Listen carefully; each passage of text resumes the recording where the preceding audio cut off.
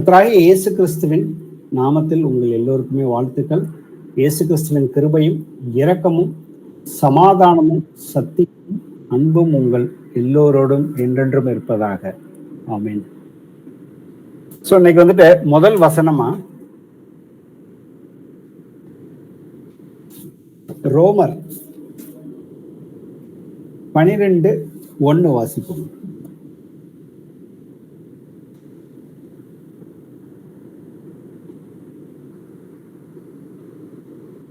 ரோமர் 12:11.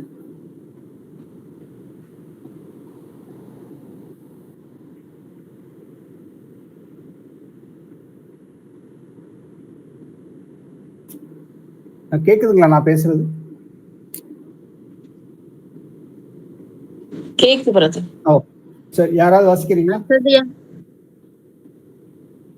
அசதியா இராமல் ஜாக்கிரதையா இருங்கள், ஆவியிலே அனலா இருங்கள், கர்த்தருக்கு ஊழியம் செய்யுங்கள். ஆமென். ஆமென். ஸோ கர்த்தர் வந்துட்டு நம்மளை பார்த்து சொல்றாரு, அசதியா இராமல் ஜாக்கிரதையா இருங்கள், ஆவியிலே அனலா இருங்கள், கர்த்தருக்கு ஊழியம் செய்யுங்கள். ஸோ இந்த வசனத்தை வந்துட்டு யாருக்கு சொல்றாரு கர்த்தர்னாக்க, இயேசு கிறிஸ்துவின் நாமத்தினால ரட்சிப்புக்குள்ள வழிநடத்தப்படுகிற ஒவ்வொரு விசுவாசிகளையும் வந்துட்டு அவர் பார்த்து வந்துட்டு சொல்ற வார்த்தை வந்துட்டு ஆவியிலே எப்பொழுதுமே. ஏன்னா நம்ம வந்துட்டு அவருடைய ஆவியை பெற்றுக்கொண்டவர்களுக்கு தான் அவர் வந்து இதை வந்து கட்டளையாவே கொடுக்குறாரு. இதவே தான் வந்து 1 தெசலோனியர் 5:19 சொல்லுகிறது, ஆவியை அவித்து போடாதிருங்கள்னு கர்த்தர் வந்து சொல்றாரு. அப்ப நாம எல்லோருமே இன்னைக்கு வந்து கர்த்தராகி இயேசு கிறிஸ்துவின் நாமத்தினால் அவருடைய ரத்தம் தெளிக்கப்பட்டு நம்ம பாவங்கள் வந்துட்டு மன்னிக்கப்பட்டு அவருடைய வருகைக்காக காத்திருக்கிற ஒவ்வொரு பிள்ளைகளாக நாம வந்துட்டு இன்னைக்கு அனுதினமும் வந்துட்டு நம்ம வந்துட்டு வேதத்தை வாசிக்கிறோம். அவரோட ஜெபத்துல வந்து ஒரே ஆவியில வந்துட்டு அவர் நம்ம தேவைகள் எல்லாவற்றையுமே நாம வந்து கேட்டுக்கிட்டு இன்னைக்கு நாம வந்துட்டு பரிசுத்தமா வந்துட்டு இருப்பதற்கு அவர் வருகையின் போது உங்கள் ஆவிய ஆத்துமா சரீரம் முழுவதுமே வந்து குற்றம் இல்லாம பரிசுத்தமாக இருக்கணுங்கிறது அவருடைய சித்தம். ஏன்னா நான் பரிசுத்தர், நீங்களும் உங்கள் எல்லா நடக்கைகளும் பரிசுத்தமாய் இருங்கள் அப்படின்னு வந்து கர்த்தர் வந்து சொல்லியிருக்காரு. ஆனா வந்துட்டு கர்த்தர் வந்துட்டு வரப்போற காலங்களையும் வந்து சொல்லியிருக்கிறாரு. அந்த காலங்கள் வந்து வெளிச்சத்தின் பிள்ளைகளுக்கு தெரியும்னு சொல்லியிருக்கிறாரு. ஆனா அது வரைக்கும் நாம வந்துட்டு நீடிய பொறுமையா வந்துட்டு அவருடைய வார்த்தைக்கு அடங்கி நடப்பதற்கு எப்பொழுதுமே வந்துட்டு நம்ம வந்து ஜெபம் பண்றோம். ஆனா சில நேரங்கள்ல வந்துட்டு மாமிசத்தின் சிந்தனையினாலும் மாமிசத்தின் இச்சைகளினாலும் நாம் வந்து இழுக்கப்பட்டு சோதிக்கப்படுறோம். ஆனா அதுல இருந்து வந்து கர்த்தர் வந்துட்டு நம்மளை வந்துட்டு வெளியில கொண்டு வர்றதுக்கு கர்த்தருடைய கிருபை ஒன்று. அவர் வந்து பவுல் வந்து கேட்கிறாரு, தனக்காக அவர் வந்து 3 தரம் வந்துட்டு இந்த சாத்தான் கொட்டுகிற சோதனையிலிருந்து எனக்கு விடுதலை வேணும்னு கேட்கிறப்ப வந்துட்டு கர்த்தர் வந்து கிருபை உனக்கு போதுன்னு சொல்றாரு. அதே போல நாமளும் வந்துட்டு அவருடைய கிருபையில வந்துட்டு கிருபையின் மேல் கிருபை பெற்றவர்களாக நாமும் வந்துட்டு அனுதினமும் வந்துட்டு அவரோட ஒரே ஆவியிலே ஒன்றிணைந்து அவரோட பயணிப்பிக்கிறதுக்கு நாம ஒவ்வொருவரும் வந்துட்டு அவருடைய வார்த்தையில பலப்படுறோம். ஆனா அந்த வார்த்தையில பலப்படுறதுனால மட்டும் வந்துட்டு நம்ம வந்துட்டு நித்திய ஜீவனுக்குள்ள போக முடியாது. அதன்படி வந்துட்டு எப்பொழுதுமே வந்துட்டு செய்கிறவர்களாக இருக்கணும், கிரிகைகள்ல வந்துட்டு காட்டணும். ஏன்னா உங்கள் விசுவாசத்தின் கிரிகைகள் வந்துட்டு ரொம்ப முக்கியம். வந்துட்டு கர்த்தர் வந்துட்டு ஆதி ஆகமத்துல இருந்து கடைசி வரைக்கும் வந்துட்டு நமக்கு வந்துட்டு சொல்லி கொடுத்துக்கிட்டே தான் இருக்கிறாரு. இன்னைக்கு நாமே வந்துட்டு நிதானிச்சு பார்ப்போம். நாம வந்துட்டு ஆவியில வந்துட்டு அனலா இருக்கிறோமா, இல்ல வந்துட்டு ஆவியை வந்துட்டு அவித்து போட்டு இருக்கிறோமா அப்படிங்கிறத கொஞ்சம் நிதானிச்சு பார்ப்போம். வெளிப்படுத்தின விசேஷத்துல 3வது அதிகாரத்துல 15வது வசனத்துல இருந்து 19 வரைக்கும் வாசிப்போமே. உன் கிரிகைகளை அறிந்திருக்கிறேன். நீ குளிரும் அல்ல அனலும் அல்ல. நீ குளிராயாவது அனலாயாவது இருந்தால் நலமாயிருக்கும். இப்படி நீ குளிருமின்றி அனலுமின்றி வெதுவெதுப்பாய் இருக்கிறபடியினால் உன்னை என் வாயினின்று வாந்தி பண்ணி போடுவேன். நீ நிர்பாக்கியம் உள்ளவனும் பரிதபிக்கப்படத்தக்கவனும் தரித்திரனும் குருடனும் நிர்வாணியுமாய் இருக்கிறதை அறியாமல் நான் ஐஸ்வர்யவான் என்றும் திரவிய சம்பன்னன் என்றும் எனக்கு ஒரு குறைவும் இல்லை என்றும் சொல்லுகிறபடியால் நீ ஐஸ்வர்யவானாகும்படிக்கு நெருப்பிலே புடமிடப்பட்ட பொன்னையும் உன் நிர்வாணமாகிய அவலட்சணம் தோன்றாதபடிக்கு நீ உடுத்திக் கொள்வதற்கு வெண் வஸ்திரங்களையும் என்னிடத்திலே வாங்கிக் கொள்ளவும் நீ பார்வையடையும் படிக்கு உன் கண்களுக்கு கலிங்கம் போடவும் வேண்டும் என்று உனக்கு ஆலோசனை சொல்லுகிறேன். நான் நேசிக்கிறவர்கள் எவர்களோ அவர்களை கடிந்து கொண்டு சிட்சிக்கிறேன். ஆகையால் நீ ஜாக்கிரதையா இருந்து மனம் திரும்பு. ஆமென். ஆமென். சோ இந்த இடத்துல கடைசியா வசனம் சொல்லுது, நான் நேசிக்கிறவர்களை அவர்களை கடிந்து கொண்டு சிட்சிக்கிறேன். இந்த இடத்துல வந்து லவோதிக்கா சபைக்கு வந்துட்டு கர்த்தர் வந்துட்டு கடிதம் எழுதுறாரு. அந்த தன்னுடைய தூதன் மூலியமாக அந்த இடத்துல வந்து ரொம்ப வந்துட்டு அவர்கள் எல்லோருமே வந்து ஞானஸ்தானம் எடுத்துக்கொண்டு அவங்க வந்துட்டு குளிரும் இல்லை ஆனா அனலுமாவும் இல்லை அப்படின்னு சொல்லி கர்த்தர் வந்து கடிந்து கொள்றாரு. நீ ஏதாவது ஒரு சைடு இருக்கணும், நீ வந்துட்டு ஒரு சைடுல ஏதாவது ரெண்டாம் கட்டம்னா நடுவுல இருக்கிற, ஏன்னா ஆம் என்றால் ஆம், இல்லை என்றால் இல்லைன்னு வந்து கர்த்தர் சொல்லியிருக்க மாதிரி இதுக்கு ரெண்டுக்கு நடுவுல இருக்கிறது வந்துட்டு தீமையினால உண்டானது அப்படின்னு வந்து கர்த்தர் சொல்லியிருக்கிறாரு. ஆனா நீ வந்துட்டு வெதுவெதுப்பாக இருக்கிறாய். ஆனா நீ வந்து வெதுவெதுப்பா இருக்கிறப்ப நம்ம வந்துட்டு நம்ம என்ன சொல்றோம், நான் வந்து கர்த்தருக்குள்ள இருக்கிறேன், நான் வந்துட்டு ஞானஸ்தானம் இயேசுவின் நாமத்தினால சரியா வந்துட்டு 2வது போய் நான் ஞானஸ்தானம் எடுத்திருக்கிறேன், சபை கூடுகைக்கு நான் வந்துட்டு தவறாம கலந்துக்கிறேன், டெய்லி நான் வந்துட்டு பைபிள் ஸ்டடி அட்டன் பண்றேன் அப்படின்னு வந்துட்டு நம்மளே வந்துட்டு கர்த்தர் வந்துட்டு இந்த வசனங்களை 18வது வசனங்களை வந்து 17, 18 வாசிக்கிறப்ப பாத்தீங்கன்னாக்க நமக்கு நாமே வந்துட்டு ஏதாவது ஒரு காரியத்துல வந்துட்டு திருப்தி, நமக்குள்ளே ஒரு திருப்தியை வந்துட்டு சாத்தான் வந்துட்டு உள்ள கொண்டு வருவான் ஏதாவது ஒரு காரியத்துல. ஆனா நம்மை நாமே வந்து நிதானிச்சு பாக்குறோம், கர்த்தருக்கு நாம வந்துட்டு ஆவியில எப்பொழுதுமே அனலா இருந்து அவருக்கு வந்துட்டு ஊழியம் செய்கிறோமா? ஏன்னா உங்கள் நடக்கைகள் எல்லாவற்றிலும், நான் பரிசுத்தர், உங்கள் நடக்கைகள் எல்லாவற்றிலுமே நீங்கள் வந்துட்டு பரிசுத்தமாக இருங்கள்னு வந்துட்டு கர்த்தர் வந்து சொல்லியிருக்கிறாரு.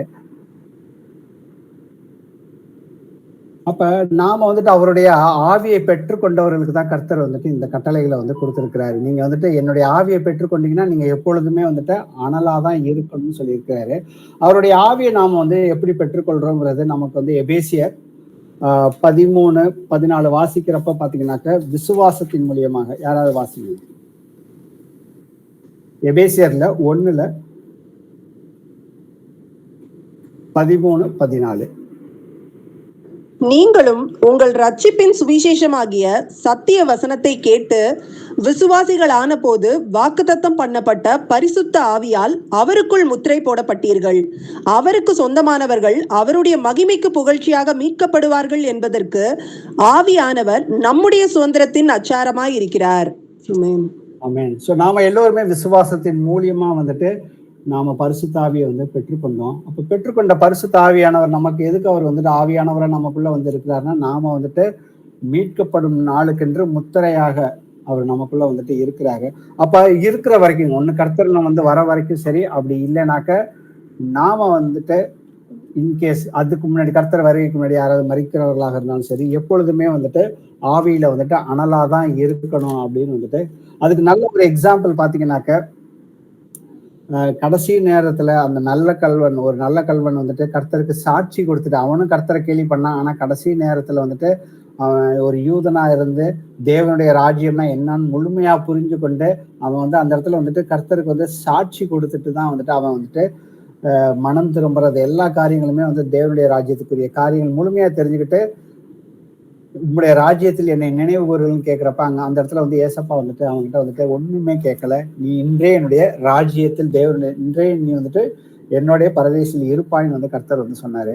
அப்பா அது போல வந்துட்டு ஏதோ ஒரு நேரத்துல வந்துட்டு நாம வந்துட்டு தவறி போறப்ப வந்துட்டு நாம எல்லா காரியங்கள்லயும் வந்துட்டு கர்த்தர் வந்து ஜாக்கிரதை உள்ளவர்களாக இருக்கணும்னு தான் வந்து சொல்லியிருக்காரு. ஏன்னா நம்ம ரோமர் 12:11 வாசிக்கிறப்ப வந்து அசதியா இராமல் ஜாக்கிரதையாக இருங்கள் அப்படின்னு வந்து சொல்றாரு. இன்னைக்கு நாம அசதியா இருக்கிறதுக்கு வந்து பல வாய்ப்புகள் இருக்கு. ஏன்னா இன்னைக்கு நம்ம போய் மற்றவர்களுக்கு ஜெபம் பண்றப்ப கர்த்தர் வந்து நம்மை கொண்டு வந்துட்டு அநேக அற்புதங்களையும் அடையாளங்களையும் செய்யறப்ப, ஆனா வந்துட்டு அதனால வந்துட்டு நம்ம வந்துட்டு அசதியா இன்னைக்கு நமக்கு வந்து பெரிய காரியம் சாதிச்சிட்டோம், இன்னைக்கு வந்துட்டு கர்த்தருடைய நாமத்தை நம்ம சொல்லிட்டோம்னு சொல்லிட்டு நாம வந்துட்டு இடறி விழுவறதுக்கு பிசாசு வந்து வேற ஒரு உலகப்பூர்வமான காரியத்தை வந்து அன்னைக்கே வந்துட்டு அவன் வந்து நமக்குள்ள வந்துட்டு ஏதாவது ஒரு வகையில வந்துட்டு திணிக்க பார்ப்பான். அப்ப நாம வந்துட்டு கர்த்தர் வந்துட்டு எந்த அளவுக்கு ஜாக்கிரதையா இருக்க சொல்லியிருக்காருனாக்கா, அசதியா இராமல் ஜாக்கிரதையா இருங்கள்னு தான் சொல்லியிருக்கிறாரு. அப்ப நம்மளை அசந்து போக வைக்கிறதுக்கு ஏதாவது ஒரு காரியம் வந்து நம்ம வந்து கர்த்தருக்கு ஊழியம் ஒரு சைடு செஞ்சுருந்தாலும் இன்னொரு சைட்ல வந்துட்டு பிசாசான வந்து உள்ள நுழையிறதுக்கு, ஏன்னா அவருடைய வசனத்தை கொண்டே வந்துட்டு நம்மளை வந்துட்டு எப்போ வந்துட்டு கவிழ்த்து போடலாம்னு சொல்லி காத்துக்கிட்டு இருக்கான். ஏன்னா நமக்கு அவருடைய ஆவி நம்ம பெற்றுக்கொண்டனால கொலோசியர் 3:3 சொல்லுது, நீங்கள் மரித்தீர்கள், உங்கள் ஜீவன் கிறிஸ்துவுடனே வந்துட்டு தேவனுக்குள் மறைந்திருக்கிறது. அப்ப இன்னைக்கு நான் வாழ்ற வாழ்க்கை வந்துட்டு எனக்குள்ள வந்து கிறிஸ்து வந்து வாழ்கிறாருங்கிறத வந்துட்டு நாம எப்பொழுதுமே அந்த உணர்வுடன் வந்துட்டு இருக்கணுங்கிறது வந்து கர்த்தருடைய சுத்தமாக இருக்கிறது. ஏன்னா நாம வந்து மறுபடியும் பிறந்திருக்கிறோம்னாக்க அது எப்படி பிறந்திருக்கிறோம்னாக்க யோவான் 3:5 சொல்லுவது போல மாமிச 5:6 சொல்றது வந்துட்டு ஒருவன் ஜலத்தினாலும் ஆவியினாலும், நமக்கு இதெல்லாமே தெரிந்த வசனம் தான், பிறவாவிட்டால் தேவனுடைய ராஜ்யத்தில் பிரவேசிக்க மாட்டான் என்று மெய்யாகவே மெய்யாகவே உங்களுக்கு சொல்லுகிறேன். மாமிசத்தில் பிறப்பது மாமிசமாக இருக்கும், ஆவியினால் பிறப்பது ஆவியாக இருக்கும் அப்படின்னு சொல்லியிருக்கிறாங்க. இன்னைக்கு யாரெல்லாம் வந்துட்டு இயேசு கிறிஸ்துவ சொந்த இரட்சகராக இந்த உலகத்துல ஏற்றுக்கொள்ளாம அவருடைய சீஷர்களாக இல்லாம இருக்கிறாங்களோ அவங்கெல்லாம் வந்துட்டு மாமிசத்தின்படி பிறந்தவர்கள் தான், இன்னமும் மாமிசத்துக்குரியவங்களை தான் வந்து சிந்திச்சுக்கிட்டு இருக்காங்க. ஆனா அடுத்த வார்த்தை சொல்லுது தேவனால் பிறப்பது ஆவியா இருக்குங்கிறப்ப தேவனால் பிறப்பது அப்படிங்கிறது பாத்தீங்கன்னாக்கா தேவன் வந்து ஆவியாக இருக்கிறார். அவர் யார் யாரெல்லாம் அவரை விசுவசிக்கிறோமோ நம்முடைய ஆவியை வந்து அவர் வந்து புதுப்பிச்சிருக்கிறார். அதனாலதான் வந்துட்டு அவர் கட்டளை கொடுக்கிறாரு, நீங்க வந்து ஆவிக்குரியவர்களாக இல்லாம எப்பொழுதுமே வந்துட்டு கொரிந்தியர்ல வந்துட்டு பவுல் வந்து திட்டுறாருல 3வது அதிகாரத்துல பாத்தீங்கன்னாக்க, சகோதரரே நான் உங்களை ஆவிக்குரியவர்கள் என்று எண்ணி உங்களுடன் பேசாமல் மாமிசத்துக்குரியவர்கள் என்று எண்ணி கிறிஸ்துவுக்குள் குழந்தைகள் என்று எண்ணி பேச வேண்டியதாயிட்டு அப்படிங்கிறாரு. கொரிந்தியர்ல வந்துட்டு அவர்கள் எல்லோருமே வந்துட்டு ஞானஸ்தானம் எடுத்தவர்கள், பரிசுத்தவான்களாக அழைக்கப்பட்டவர்கள். ஏன்னா கொரிந்தியர் 1 அதிகாரத்துல நீங்க இன்ட்ரோடக்ஷன்ல கிரீட்டிங்ஸை நீங்க வாசிச்சு பாத்தீங்கன்னாக்க அங்க இருக்கிறவங்க எல்லோருமே வந்துட்டு கிறிஸ்துவுக்குள்ளாக வழிநடத்தப்படுறாங்க. ஆனா அவங்க வந்து வழிநடத்தப்படுற நேரத்துல அவங்க இன்னும் மாமிசத்துக்குரியவைகளே சிந்திச்சுக்கிட்டே தான் இருக்கிறாங்க அப்படின்னு சொல்லியிருக்காரு. யோவான் 8:47 வாசிப்போம்.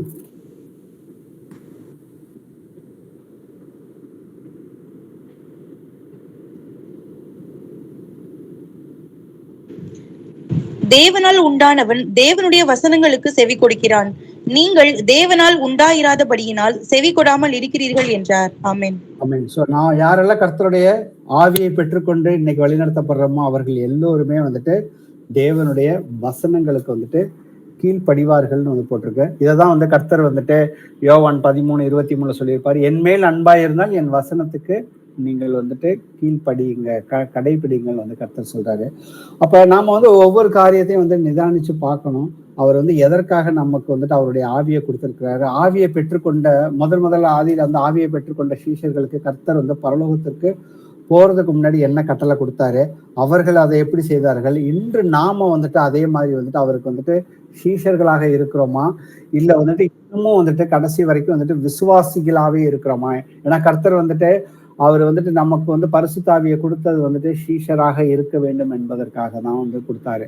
ஏன்னா சீஷராக இருக்கிறவங்க மட்டும்தான் வந்துட்டு அவருடைய கட்டளைகளை முழுமையா வந்துட்டு ஒரு சிறுபிள்ளை போல வந்துட்டு கடைபிடிப்பார்கள்னு சொல்லியிருக்காரு. ஆனா நான் வந்துட்டு ரட்சிப்புக்குள்ள போகணும், பரலோகத்துக்கு போகணும் அப்படின்னு சொல்லிட்டு நாம ஞானஸ்தானம் எடுத்திருந்தாலும் நம்ம ஆவியில அனலா இல்லைனாக்க பிசாசானவன் வந்து எந்த நேரத்திலையும் வந்து விழ தள்ளிடுவான். அதனாலதான் வந்துட்டு கர்த்தர் வந்து சொல்றாரு, லூக்கா 18:8 சொல்லியிருப்பாரு, நீங்க வந்து எல்லா ஜபமும் கேட்குறீங்க, உங்க ஜபத்துக்கெல்லாம் வந்து கர்த்தர் வந்துட்டு நீதிய பொறுமையா இருந்து பதில் கொடுக்குறாரு. ஆகிலும் மனுஷகுமாரன் வந்துட்டு பூமிக்கு வரும் பொழுது நான் வந்து விசுவாசத்தை காண்பாரோ அப்படின்னு சொல்லியிருக்கிறப்ப நம்ம கிறிஸ்தவர்களை பார்த்து, இயேசு கிறிஸ்துவின் ஆவியை பெற்றுக்கொண்டவர்களை பார்த்துதான் அவர் வந்து நீங்க வந்து ஜாக்கிரதையா இருங்க எல்லா காரியத்திலையுமே. நம்ம வந்துட்டு ஒரு சின்ன ஒரு தவறு செஞ்சிருந்தாலும் அதுல இருந்து மனம் திரும்பணும். அப்பைக்கப்ப மனம் திரும்பினோம்னாக்கா நம்ம வந்துட்டு நித்திய ஜீவனுக்குள்ள பிரச்சனையுமே வந்து ஏன்னா நாம வந்துட்டு ரோமர் 8:9 சொல்லுது, கிறிஸ்துவின் ஆவி இல்லாதவன் அவருடையவன் அல்ல என்று சொல்லியிருக்கோம். நமக்குள்ள இருக்கிற ஆவியானவர் இயேசு கிறிஸ்து தான் அப்படிங்கிறத வந்துட்டு நாம வந்து நிதானிச்சு பார்ப்போம். 1 கொரிந்தியர் 6:17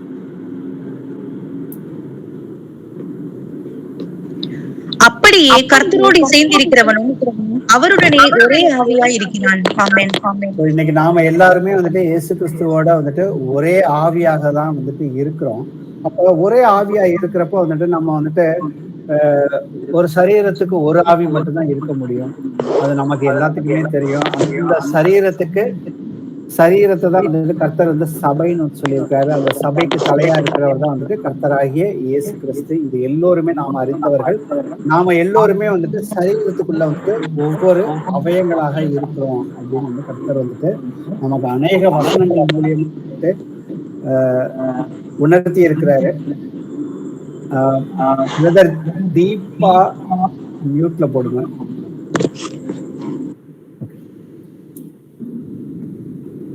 யோவான் 17:11 வாசிப்போமே.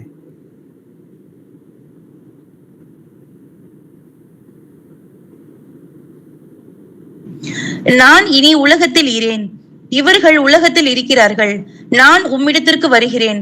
பரிசுத்த பிதாவே, நீர் எனக்கு தந்தவர்கள் நம்மை போல ஒன்றாய் இருக்கும்படிக்கு நீர் அவர்களை உம்முடைய நாமத்தினாலே காத்துக்கொள்ளும். ஆமென். ஆமென். இங்க வந்துட்டு சீஷர்கள் அவர் கர்த்தர் வந்துட்டு சிலுவைக்கு போறதுக்கு முன்னாடி அன்று அவர் வந்து கைது செய்யப்படுறதுக்கு முன்னாடி கடைசியா வந்துட்டு அவர் வந்து பிதாவுகிட்ட ஜெபிக்கிறாரு. யாருக்காக ஜெபிக்கிறாரு? தன்னுடைய ஆவியை வந்துட்டு பிதாவின் ஆவியை பெற்றுக்கொள்ள போகிறவர்களுக்காக வந்து ஜெபிக்கிறாரு. எப்படி ஜெபிக்கிறாரு? அவர்கள் நாம் எப்படி ஒன்றாய் இருக்கிறோமோ, நான் எப்படி வந்துட்டு உலகத்துல இருந்து அந்த 17வது அதிகாரத்தை முழுக்க படிச்சு பாத்தீங்கன்னா எல்லாமே வந்துட்டு தன்னுடைய சீஷர்களுக்காக நாம் ஒன்றாய் இருக்கிறது போல இவர்கள் எல்லோருமே நம்மில் வந்து ஒன்றாய் இருக்கணும்னு சொல்லி அவர் வந்து வேண்டிக் கொள்றாரு. அதுக்கப்புறம் பாத்தீங்கன்னாக்க 20, 21, 22, 23 வாசிங்க. நான் இவர்களுக்காக வேண்டிக் கொள்ளுகிறதும் அல்லாமல் இவர்களுடைய வார்த்தையினால் என்னை விசுவாசிக்கிறவர்களாகவும் வேண்டிக் கொள்ளுகிறேன். அவர்கள் எல்லோரும் ஒன்றாயிருக்கவும், பிதாவே, நீர் என்னை அனுப்பினதை உலகம் விசுவாசிக்கிறதற்காக நீர் என்னிலேயும் நான் உம்மிலேயும் இருக்கிறது போல அவர்கள் எல்லோரும் நம்மில் ஒன்றாயிருக்கவும் வேண்டிக் கொள்ளுகிறேன்.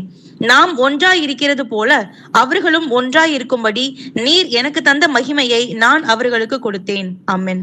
ஆமென்.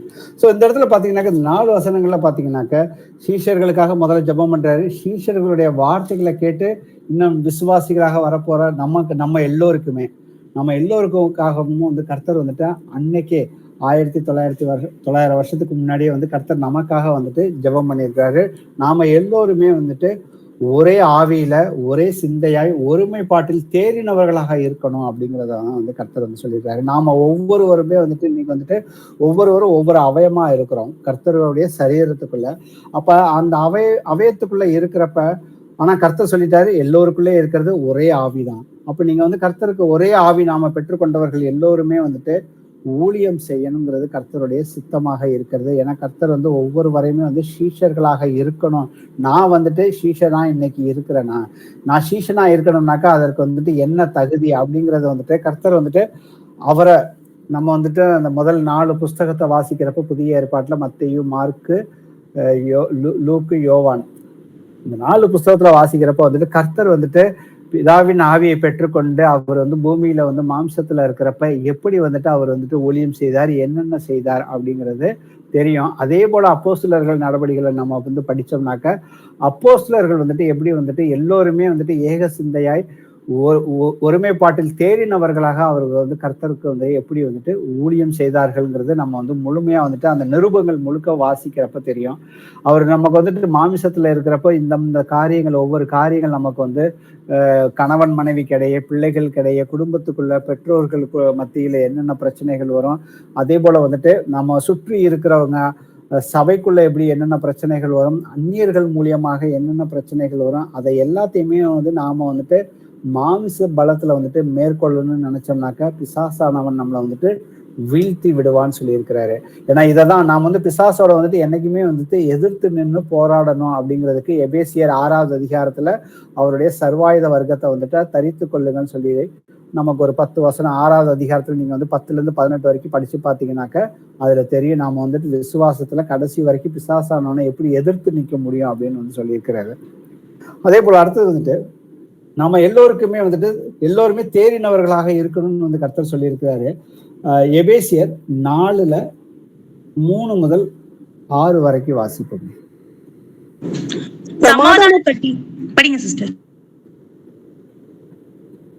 சமாதான கட்டினால் ஆவியின் ஒருமையை காத்துக் கொள்வதற்கு ஜாக்கிரதையாயிருங்கள்.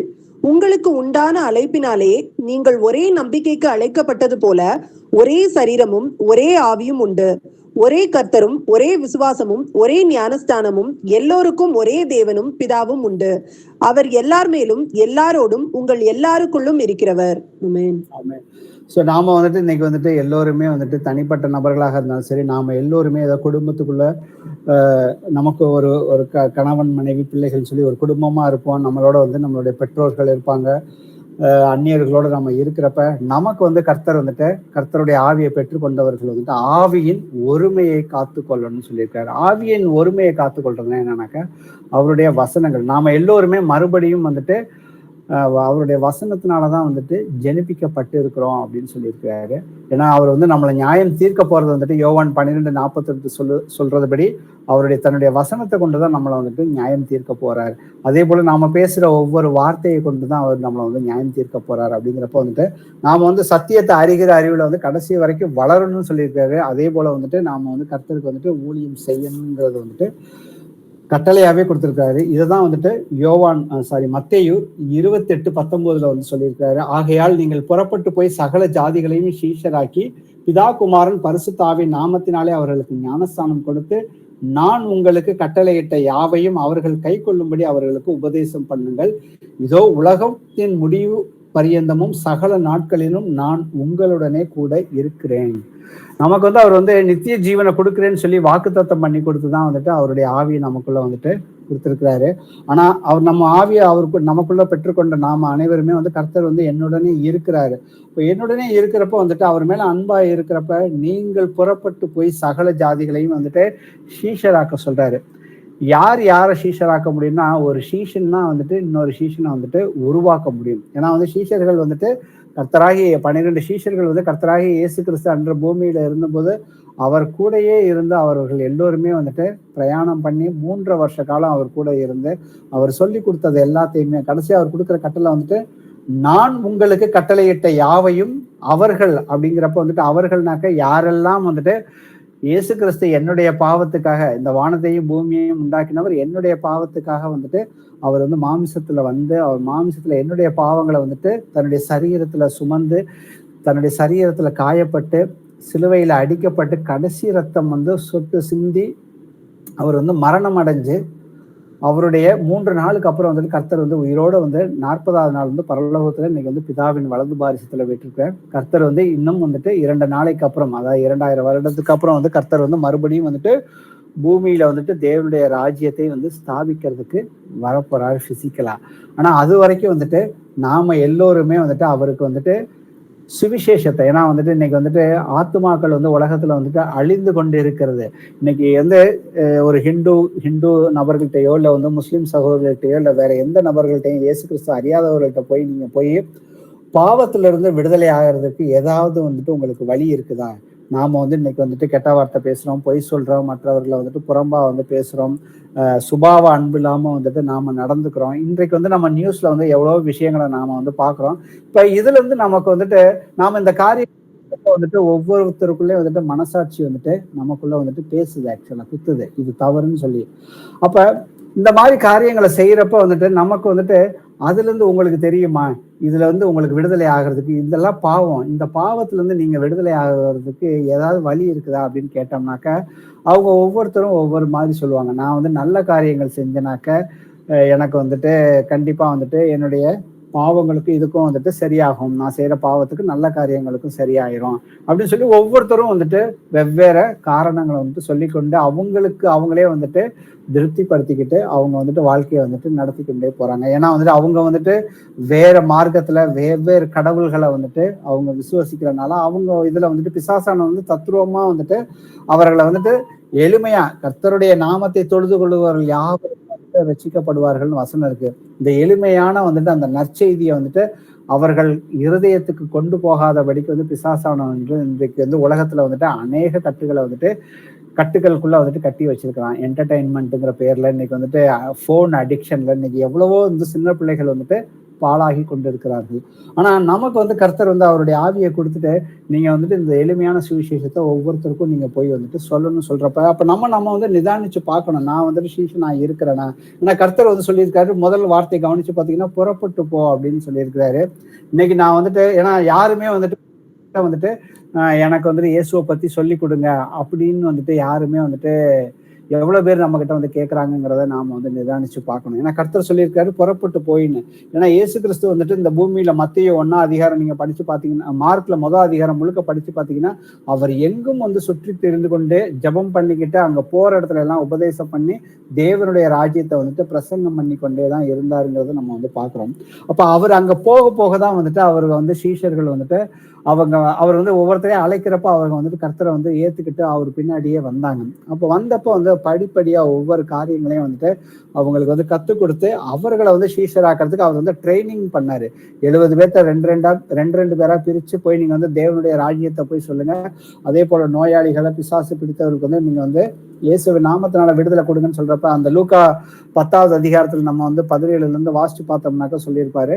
அப்போ வந்து பிசாசுகளும் உங்க நாமத்தை வந்துட்டு கீழ்ப்படியுது அப்படின்னு சொல்லி ரொம்ப சந்தோஷப்பட்டு சொல்றப்ப, அப்ப நீங்க வந்து பிசாசு உங்களுக்கு கீழ்ப்படுகிறதுனால நீங்க வந்து சந்தோஷப்படாதீங்க. ஆனா உங்களுடைய நாமங்கள் ஒவ்வொன்றும் வந்து பரலோகத்துல வந்துட்டு ஜீவ புத்தகத்துல வந்து எழுதப்பட்டு இருக்கிறது.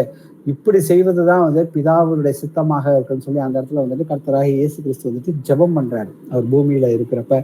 அப்ப நான் வந்துட்டு இன்னைக்கு வந்துட்டு சீஷனா இருக்கிறேன்னா, அதே போல நான் சீஷனா இருக்கிறப்ப முதல்ல வந்து நான் சுவிசேஷம் அறிவிக்கிறேன்னா, சுவிசேஷம் அறிவிக்கிறப்ப வந்துட்டு அவர்கள் யாராவது ஏற்றுக்கொண்டு வருபவர்களுக்கு வந்துட்டு அவர்களுக்கு வந்து அடுத்த ஸ்டெப் நான் வந்து என்ன பண்றேன், அவர்களை வந்துட்டு சீஷத்துவத்துல வந்துட்டு வளர்க்குறேன்னா, இல்ல அவங்களுக்கு வந்து ஞானஸ்தானம் கொடுத்துட்டு நீங்க போயிட்டு வாங்கப்பா அப்படின்னு சொல்லிட்டு நாம வந்துட்டு செய்யறோமா அப்படிங்கிற காரியத்தை வந்துட்டு நிதானிச்சு பார்க்கணும். ஏன்னா அதுக்காக தான் வந்து கர்த்தர் வந்து சொல்லியிருக்காரு, ஒண்ணு வந்துட்டு சீஷர் ஒரு சைடு வந்து நீங்க போய் சீஷர்களை வந்துட்டு உருவாக்கணும், இன்னொரு சைடு வந்து சுவிசேஷத்தை சொல்லணும். அப்படிங்கிறப்ப கர்த்தர் சொல்றாரு, நான் உங்களுக்கு, ஏன்னா ஏசப்பா தன்னுடைய சீஷர்களை பார்த்து சொல்றாரு, நான் உங்களுக்கு என்னென்ன சொல்லி கொடுத்தேனோ அதெல்லாம் நீங்க வந்துட்டு யாருக்கெல்லாம் வந்துட்டு என்னை ஏத்துக்கிட்டு வராங்களோ அவங்களுக்கெல்லாம் வந்து அவர்கள் கடைபிடிக்கிற அளவுக்கு வந்துட்டு நீங்க வந்து நீடிய பொறுமையா இருந்து சொல்லி கொடுக்கணும்னு வந்து சொல்லியிருக்காரு.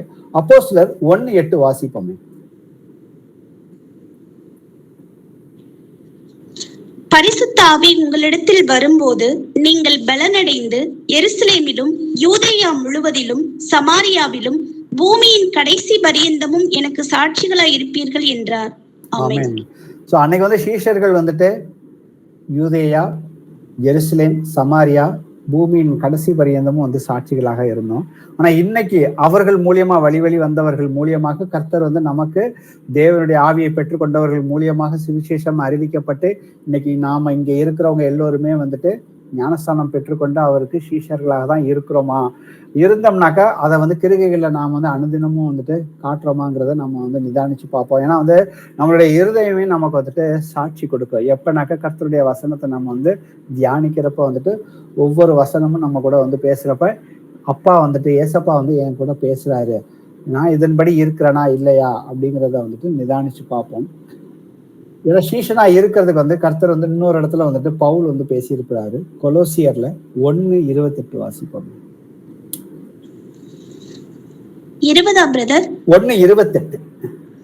எந்த மனுஷனையும் கிறிஸ்து இயேசுவுக்குள் தேறினவனாக நிறுத்தும்படிக்கு அவரையே நாங்கள் அறிவித்து எந்த மனுஷனுக்கும் புத்தி சொல்லி எந்த மனுஷனுக்கும் எல்லா ஞானத்தோடும் உபதேசம் பண்ணுகிறோம். ஆமென். 29 வாசி. அதற்காக நான் எனக்குள்ளே வல்லமையாய் கிரியை நடப்பிக்கிற அவருடைய பலத்தின்படி போராடி பிரயாசப்படுகிறேன். ஆமென். சோ இந்த வசனத்தை இன்னைக்கு வந்து தியானிச்சு பார்ப்போம். பவுல் வந்துட்டு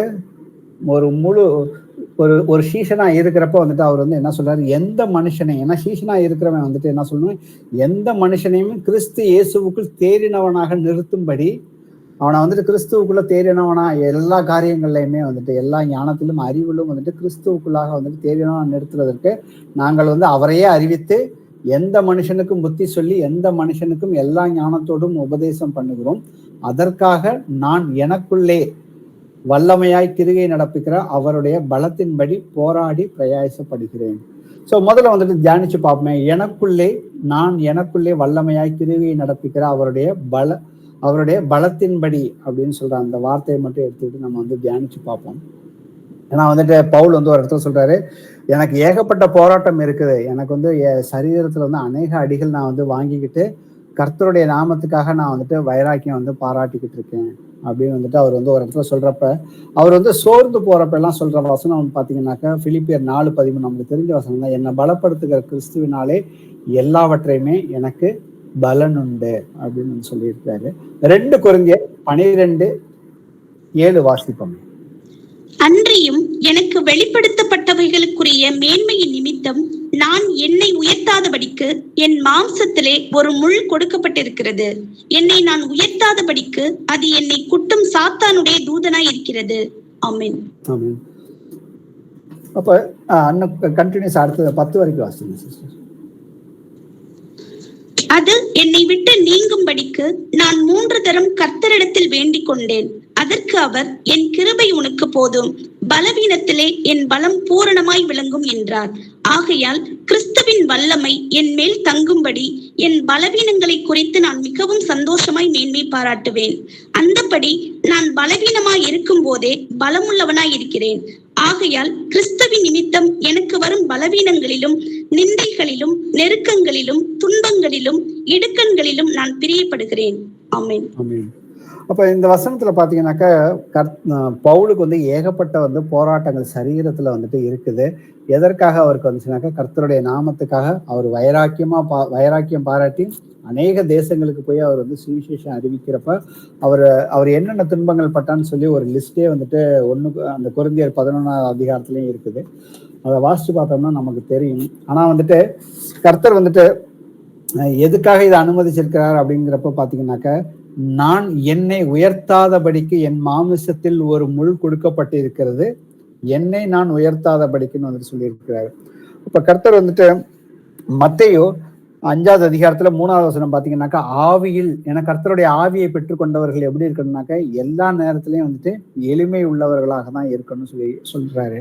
ஆனா இங்க பவுலை வச்சு கர்த்தர் அநேக அற்புதங்கள், அடையாளங்கள், அதிசயங்களை அவர் பண்றப்ப நம்மள அறியாமல இன்னைக்கு நாம யாருக்காவது ஜெபம் பண்றப்ப ஒரு பெரிய அதிசயமா அற்புதங்கள் நடக்கிறப்ப நமக்குள்ளே ஒரு பெருமையான சிந்தனைகள் நமக்குள்ள வர்றதுக்கு சாத்தான் ஏதாவது ஒரு ரூபத்துல கொண்டு வரான். ஆனா அப்போ நம்ம அந்த இடத்துல நாம எதுவுமே செய்யல.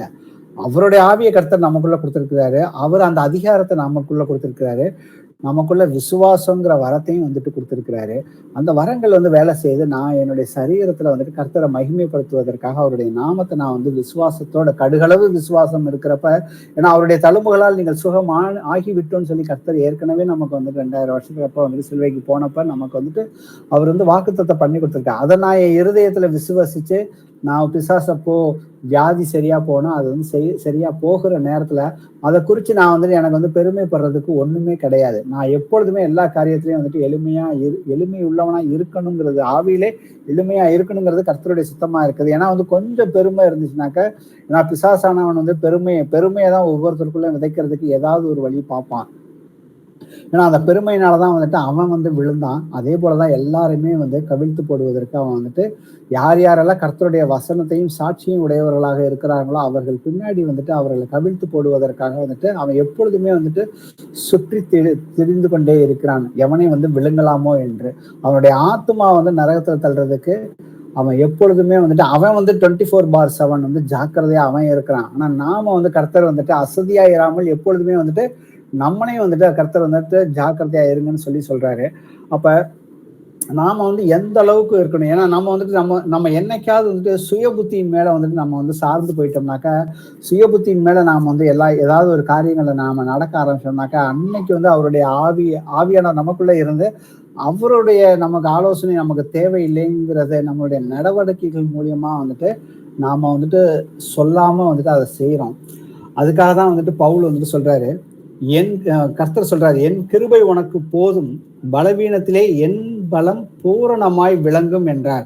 ஆகையால் கிறிஸ்துவின் வல்லமை என் மேல் தங்கும்படி, ஏன்னா கிறிஸ்துவின் வல்லமை எப்பொழுதுமே என்கிட்ட இருக்கணுங்கிறதுக்காக என் பலவீனத்தை குறித்து நான் மிகவும் சந்தோஷமாய் மேன்மை பாராட்டுவேன். அப்போ நமக்கு ஏதாவது ஒரு கர்த்தருடைய நாமத்துக்காக பலவீனம் வரப்போ அதை குறித்து நாம எப்பொழுதுமே சந்தோஷப்படுகிறவர்களாக இருக்கணும். வாசிப்போமே மத்தேயு 11:28-30 வரைக்கும் வாசிப்போம். வருத்தப்பட்டு பாரம் சுமக்கிறவர்களே, நீங்கள் எல்லாரும் என்னிடத்தில் வாருங்கள், நான் உங்களுக்கு இளைப்பாறுதல் தருவேன். நான் சாந்தமும் மனத்தாழ்மையுமாய் இருக்கிறேன். என் நுகத்தை உங்கள் மேல் ஏற்றுக்கொண்டு என்னிடத்தில் கற்றுக்கொள்ளுங்கள், அப்பொழுது உங்கள் ஆத்துமாக்களுக்கு இளைப்பாறுதல் கிடைக்கும். என் நுகம் மெதுவாயும் என் சுமை லகுவாயும் இருக்கிறது என்றார். ஆமென். ஆமென். ஸோ கர்த்தர் வந்துட்டு எல்லா காரியத்துக்கும் என்கிட்ட வாங்கப்பா அப்படின்னு வந்து சொல்றாரு. நான் வந்துட்டு சாந்தமும் மனத்தாழ்மையுமாக இருக்கிறேன், என் நுகத்தை உங்கள் மேல் ஏற்றுக்கொண்டு என்னிடத்தில் கற்றுக்கொள்ளுங்கள், அப்பொழுது உங்கள் ஆத்துமாக்களுக்கு இளைப்பாறுதல் கிடைக்கும். ஸோ என்னிடத்தில் வந்து கற்றுக்கொள்ளுங்கள் அப்படின்னு சொல்றப்ப இதே விஷயத்தை தான் வந்துட்டு பரிசுத்த ஆவியை பெற்றுக்கொண்டவர்கள் வந்து அந்த அபிஷேகம் உங்களிடத்தில் இருந்தால் உங்களுக்கு யாருமே வந்து போதிக்க வேண்டியதில்லை, அவரே எல்லாவற்றையுமே வந்துட்டு கற்றுக் கொடுப்பார், போதிப்பார்னு சொல்லி 1 யோவான்ல 2:27 நமக்கு வசனம் தெரியும். ஆனா கர்த்தர் வந்து இந்த இடத்துல வந்துட்டு பூமியில அவர் மாம்சத்துல இருக்கிறப்ப எல்லாருமே என்கிட்ட வாங்கப்பா அப்படின்னு சொல்றது. இதுதான் வந்து நீதிமொழிகள் சொல்லியிருக்காரு. 3வது அதிகாரத்துல 5:6 உன் சுய புத்தியின் மேல வந்துட்டு சாயாம எப்பொழுதுமே வந்துட்டு கர்த்தரே வந்துட்டு நாம வந்து சார்ந்து இருக்கணும். ஏன்னா நாம வந்துட்டு நமக்குள்ள இருக்கிற ஆவியானவர் வந்துட்டு அவருக்கு வந்துட்டு எல்லாமே நடக்க போற காரியங்கள் எல்லாமே தெரியும். அப்ப நடக்க போற விஷயங்கள் ஒவ்வொன்றும் நாம வந்துட்டு கத்துக்கிட்டோம்னாக்கா, அவர்கிட்ட இருந்து கத்துக்க ஆரம்பிச்சோம்னாக்க நாம வந்து பாவத்துல விழாம கர்த்தருக்கு வந்துட்டு உண்மையா வந்துட்டு தைரியமா வந்துட்டு ஊழியம் செய்ய முடியும். கொலோசியர்ல நம்ம ஏற்கனவே வாசிச்ச வசனத்துல உள்ள இன்னொரு வார்த்தையை வந்து தியானிச்சு பார்ப்போம். அவருடைய பலத்தின்படி போராடி பிரயாசப்படுகிறேன் அப்படின்னு சொல்றாரு. பவுல் வந்துட்டு எந்த நேரமும் நான் வந்து கர்த்தருடைய நாமத்துக்காக வந்துட்டு போராடி பிரயாசப்படுகிறேன்னு சொல்றப்ப, அப்ப இந்த வார்த்தைக்கு என்ன அர்த்தங்கிறது கர்த்தர் ஏற்கனவே வந்துட்டு நமக்கு வந்து சொல்லி கொடுத்துட்டு போயிட்டாரு அவர் பூமியில இருக்கிறப்ப. லூக்கா 6:40 சொல்லுது, சீஷன் வந்து தன் குருவுக்கு மேற்பட்டவன் அல்ல, தேறினவன் எவனும் தன் குருவை போல இருப்பான். அன்னைக்கு கர்த்தராகி இயேசு கிறிஸ்து வந்துட்டு ஒவ்வொரு இடத்துலயும் அவர் வந்து ஊழியம் செய்யறப்ப போதிக்க போனப்ப அவரை வந்துட்டு கொல்றதுக்கு எவ்வளவோ முயற்சி பண்ணாங்க, கல் எறிஞ்சு அடிக்க பார்த்தாங்க, அவரை வந்து கொலை செய்வதற்காக வந்துட்டு அந்த மலையிலிருந்து தூக்கி எறியறதுக்காக வந்துட்டு அவரை கூட்டிட்டு போனாங்க.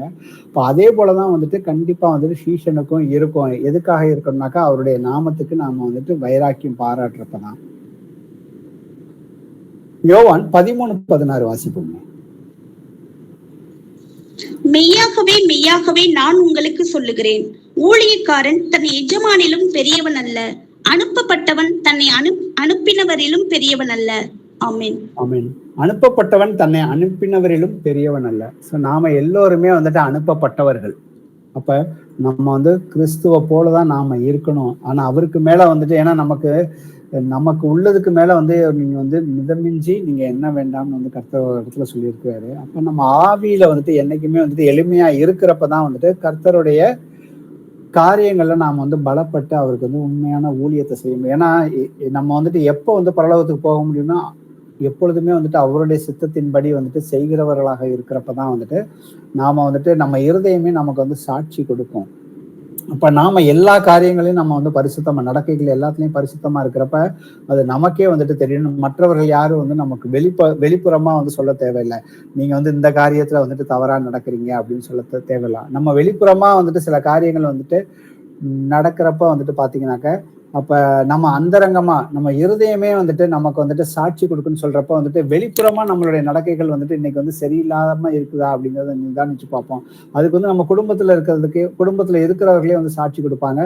நம்ம பழைய வாழ்க்கை எப்படி இருந்துச்சு, இன்றைக்கு வந்து நம்மளுடைய சொல், சிந்தனை, பேச்சு இதெல்லாம் வந்து எந்த அளவுக்கு மாறி இருக்கு, நம்மளுடைய பெற்றோர்களோ இல்ல நம்மளுடைய குழந்தைகளோ இல்ல உறவினர்கள், மனைவியோ அவர்கள் வந்து சாட்சி கொடுப்பார்கள்னு சொல்லி கர்த்தர் வந்து சொல்லியிருக்கிறாரு. அதே போல வந்துட்டு நம்ம வந்துட்டு சில அந்தரங்கமான காரியங்கள்லாம் நமக்கு வந்துட்டு பழைய வாழ்க்கையில இருக்கும், அது இன்னைக்கு இருக்குதா இல்லையா அப்படிங்கிறது அவருடைய வசனத்தை கொண்டு நாம வந்து நிதானிச்சு பார்ப்போம்.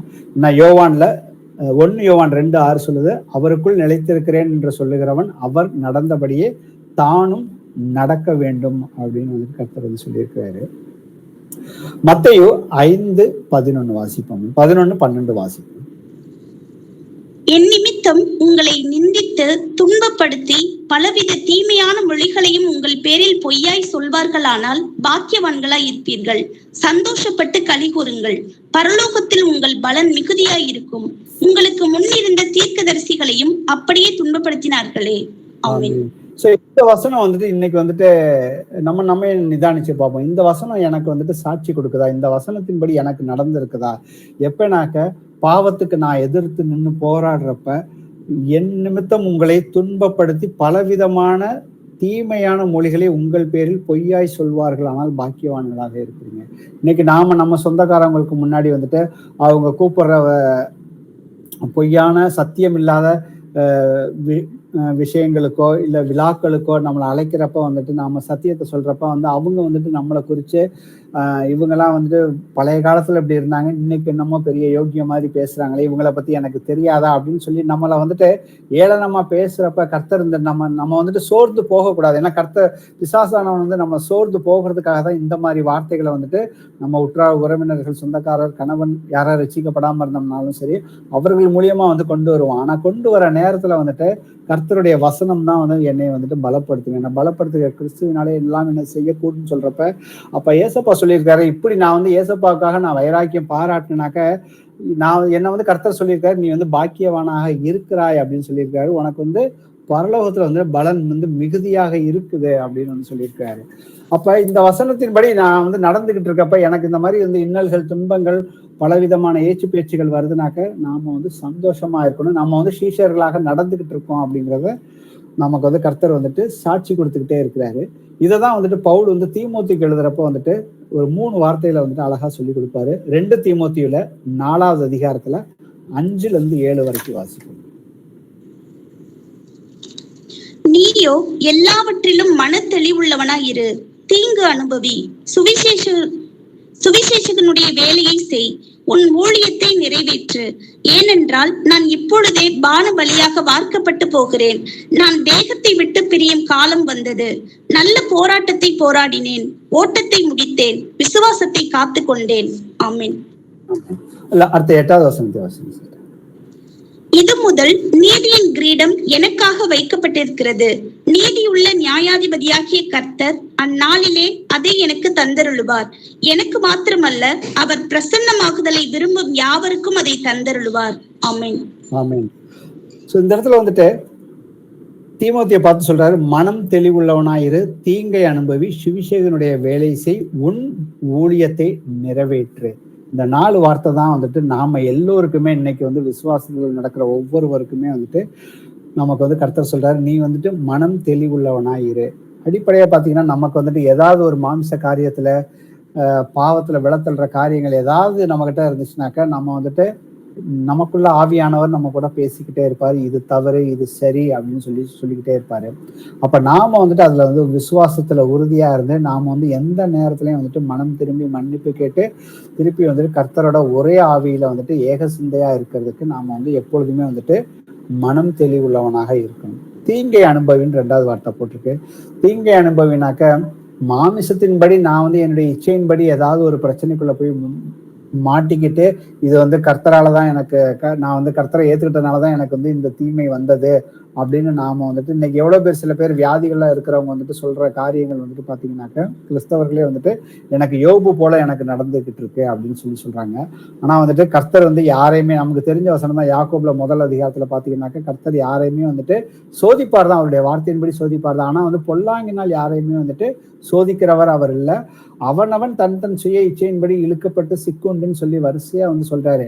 பாவத்துல வந்துட்டு விழறான், பாவம் வந்து பின்னாடி வந்து கர்ப்பம் தெரித்து அது வந்து மரணத்தை உண்டாக்குது அப்படிங்கிறப்ப நாமே நிதானிச்சு பார்க்கணும். தீங்கை அனுபவின்னு இந்த இடத்துல வந்து கர்த்தர் சொல்றாருனாக்க கர்த்தருடைய நாமத்துக்காக நான் வைராக்கியம் பாராட்டுறப்ப எனக்கு வந்துட்டு அந்த இடத்துல வந்து பொய் சொல்லக்கூடாத இடத்துல கர்த்தர் வந்து பொய் சொல்லக்கூடாதுன்னு சொல்லியிருக்கிறாரு, திருடக்கூடாதுன்னு சொல்லியிருக்கிறாரு. அப்ப அந்த மாதிரி காரியங்கள் நான் வந்துட்டு கர்த்தருடைய நாமத்துக்காக இதை வைராக்கியம் பாராட்டி மற்றவங்களை பத்தி குறை பேசக்கூடாது. மற்றவர்கள் நம்ம கிட்ட வந்து மற்றவங்களை பத்தி குறை பேசினாலும் நாம வந்து அதுக்கு வந்து விலகி இருக்கிறோமா, நாம வந்து மற்றவங்களை கேலி பண்ணாம இருக்கிறோமா. கேலி பண்ணாம இருக்கிறப்ப நம்மள வந்து 4 பேர் பதியாயசம் பண்றப்ப வந்துட்டு அப்ப நமக்கு அந்த இடத்துல ஒரு சஞ்சலம் வரும், ஒரு கஷ்டமான சூழல் வரும். அதை தான் வந்து கர்த்தர் சொல்றாரு, நீ பாவத்துக்கு எதிர்த்து போராடுறப்ப வந்துட்டு நீ வந்து உனக்கு தீங்குகள் வரும், அந்த தீங்கை நீ அனுபவி, அப்பதான் நீ வந்து பரிசுத்தத்துக்குள்ள போயிட்டு இருக்க, என்னுடைய சீஷனாக இருக்கிற அப்படின்னு வந்து கர்த்தர் சொல்றாரு. அப்ப நாமே வந்து நிதானிச்சு பார்க்கணும், இந்த மாதிரி அனுபவங்கள் நமக்குள்ள வருதா அப்படின்ட்டு. இது மட்டும் இல்லாம அடுத்தது என்ன சொல்றாருன்னா சுவிசேஷனுடைய வேலையை செய்யுன்னு சொல்லியிருக்கிறாரு. அப்ப நம்ம வந்து சுவிசேஷத்துக்குரிய வேலைகள்னா என்னன்னு நம்ம வந்து போய் சுவிசேஷத்தை மற்றவர்களுக்கு சொல்லி மற்றவர்களே வந்துட்டு சீஷர்களாக மாத்தணும் அப்படிங்கிறது கர்த்தருடைய சித்தமாக இருக்குது. இதெல்லாம் கண்டினியூஸா நம்ம பண்ணிக்கிட்டே இருக்கிறப்ப உன் ஊழியம் வந்துட்டு நிறைவேறுது அப்படின்னு சொல்லிட்டு பின்னாடி வந்துட்டு பவுல் வந்து சொல்றாரு, அவர் தன்னை குறித்து சொல்றாரு, நான் நல்ல போராட்டத்தை போராடினேன், ஓட்டத்தை முடித்தேன், விசுவாசத்தை காத்து கொண்டேன் அப்படின்னு சொல்றாரு. விசுவாசத்தை காத்து கொண்டேன்னு சொல்லி அவர் உயிரோட இருக்கிறப்பே வந்துட்டு அவர் வந்துட்டு தைரியமா சொல்றாரு. நம்மை நாமே நிதானிச்சு பார்ப்போம். நான் வந்துட்டு எல்லா காரியங்களையும் வந்துட்டு விசுவாசத்தை வந்துட்டு நான் வந்து இன்னைக்கு வந்து காத்து கொண்டுதான் இருக்கிறேனா அப்படிங்கிறத நம்மை நாமே வந்து நிதானித்து பார்ப்போம். அப்படி நாம விசுவாசத்தை காத்து கொண்டோம்னாக்க அவர் வந்து சொல்றாரு தீமோத்தி கிட்ட வந்துட்டு, இது முதல் நீதியின் கிரீடம் எனக்காக வைக்கப்பட்டிருக்கிறது, நீதி உள்ள நியாயாதிபதியாகிய கர்த்தர் அந்நாளிலே அதை எனக்கு தந்தருளுவார், எனக்கு மாத்திரமல்ல அவர் பிரசன்னமாகுதலை விரும்பும் யாவருக்கும் அதை தந்தருளுவார். இன்னைக்கு நமக்கு வந்து கர்த்தருடைய வருகைக்குரிய நாட்கள், காலங்கள் வெளிச்சத்தின் பிள்ளைகளுக்கு சகோதரர்கள் மூலியமா வந்து கர்த்தர் வந்து வெளிப்படுத்தி இருக்கிறாரு. நமக்கு அந்த காலகட்டங்கள் தெரியும். அதற்குண்டான தீர்க்க தரிசனங்கள், வசனங்கள் என்ற ஒவ்வொன்றும் வந்துட்டு இன்னைக்கு உலகம் முழுக்க இஸ்ரேல்லே சரி மற்ற நாடுகளிலே நடந்து கொண்டிருக்கிறது, நிறைவேறி கொண்டிருக்கிற வசனங்களையும் நாம் வந்து பார்த்துக்கிட்டு இருக்கோம். அப்போ வந்துட்டு அவருடைய பிரசன்னமாகுதலை, ஏன்னா கர்த்தராகிய இயேசு வெளிப்படுத்துற விசேஷம் வந்து 22:20 சொல்லுது, கர்த்தராகிய இயேசுவே நீர் வாரும் அப்படின்னு வந்து சொல்ற அளவுக்கு இன்னைக்கு வந்து எனக்கு வந்துட்டு தைரியம் இருக்கா. இன்னைக்கு வந்து அநேக கிறிஸ்தவர்களுக்கு வந்து அந்த 2ஆம் வருகையை குறித்து பேசுறப்போ வந்துட்டு அவர் வரப்ப வரட்டுங்க, அதை ஏன் நீங்க போட்டு குழப்பிக்கிறீங்க, நீங்க ஏன் முதல்ல வந்துட்டு 2ஆம் வருகையை குறித்து சிந்திச்சுக்கிட்டே இருக்கிறீங்க அப்படின்னு சொல்றாரு. ஆனா இந்த இடத்துல வந்து கர்த்தர் என்ன சொல்றாருனாக்கா, எப்ப பவுல்கிட்ட வந்து பவுல் அப்ப 1900 வருஷத்துக்கு முன்னாடி எழுதியிருக்கிறார் தீமோத்திக்கு, அவர் பிரசன்னமாகுதலை விரும்பும் யாவருக்கும் அதை தந்தருள்வார் நித்திய ஜீவன் அப்படிங்கிறப்ப, ஏசப்பா நீங்க வாங்கன்னு நம்ம சொல்லி கூப்பிடுறப்ப வந்துட்டு அதுக்குள்ள தேவனுடைய ராஜ்யத்துக்குரிய எல்லா காரியங்களும் வந்து அடங்கி இருக்குது. மனம் திரும்புதல், பாவ மன்னிப்பு, அப்புறம் வந்துட்டு விசுவாசம், நம்பிக்கை, இது எல்லா காரியமும் இருக்கு. அதுக்கப்புறம் வந்து சீஷத்துவம், சீஷர்களை ஆக்கணும், சபையை வழி நடத்துறது, இது எல்லா காரியங்களுமே வந்து அடங்கி இருக்குது. ஏன்னா அவருடைய பிரசன்னமாக விரும்புறவங்க தான் வந்து இந்த காரியங்களை வந்துட்டு முழு ஈடுபாடோட வந்துட்டு கணவனும் மனைவி யாராக இருந்தாலும் சரி, பிள்ளைகள் எல்லாருமே வந்து ஒருமனப்பட்டு அவங்க குடும்பத்துக்குள்ள வந்துட்டு சபைக்குள்ளே வந்துட்டு அவங்க வந்து ஒரு முழு சந்தோஷத்தோட, ஏன்னா கர்த்தர் வந்துட்டு எதை செய்தாலும் வந்து நீங்க வந்து உற்சாக மனதுடனே செய்யுங்கள்னு சொல்றாரு. அப்ப அவருடைய பிரசன்னமாகுதல விரும்புறவங்க எல்லோருமே வந்து கடைசி வரைக்கும் ஆவியில வந்துட்டு அனலாக இருக்கணும்னு சொல்லியிருக்காரு. அடுத்து இந்த 1 கொலோசியர்ல நாம வந்துட்டு தியானிச்ச வசனங்கள்ல இன்னொரு வார்த்தை வந்துட்டு, அப்ப எந்த மனுஷனையும் கிறிஸ்துவுக்குள்ளாக தேறினவனாக நிறுத்தும்படிக்கு அவரையே நாங்கள் அறிவித்து, இந்த வார்த்தையை வாசிப்பான். ஏன்னா கர்த்தரை குறித்து இயேசுவின் அந்த எளிமையான அந்த சுவிசேஷத்தை வந்துட்டு எளிமையா தான் போய் வந்து கர்த்தர் வந்துட்டு எல்லாத்தையும் வந்துட்டு அறிவிக்கணும்னு சொல்லியிருக்கிறாரு. அதற்கு ஒரு வசனம் வாசிப்போமே, 1 கொரிந்தியர்ல 2:1 வாசிப்போமே.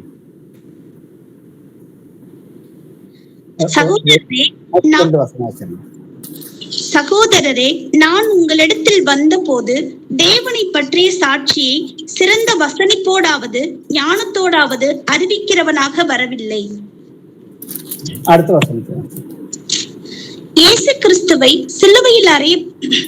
சிலுவையில் அறையப்பட்ட அவரையே அன்றி வேறொன்றையும் உங்களுக்குள்ளே அறியாதிருக்க தீர்மானித்திருந்தேன். ஆமென்.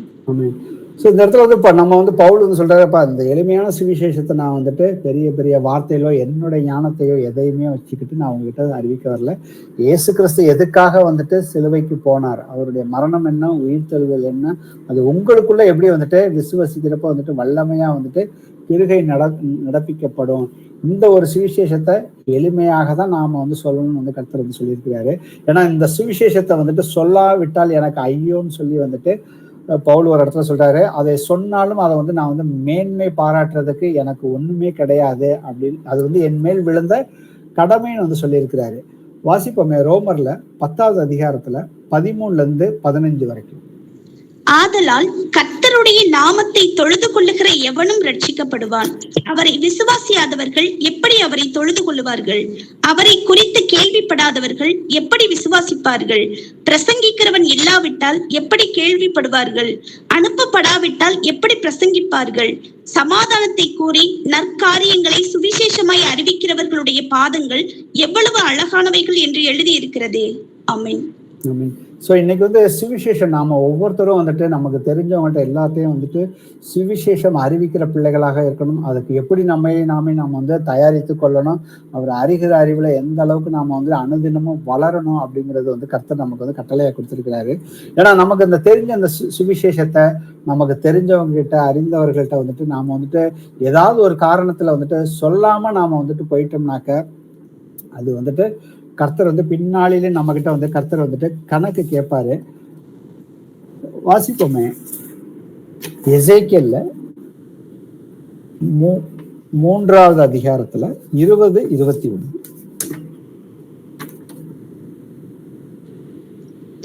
அப்படியே நீதிமான் தன் நீதியை விட்டு திரும்பி நீதிகேடு செய்யும் போதும் நான் அவன் முன் இடரலை வைக்கும் போதும் அவன் சாவான்.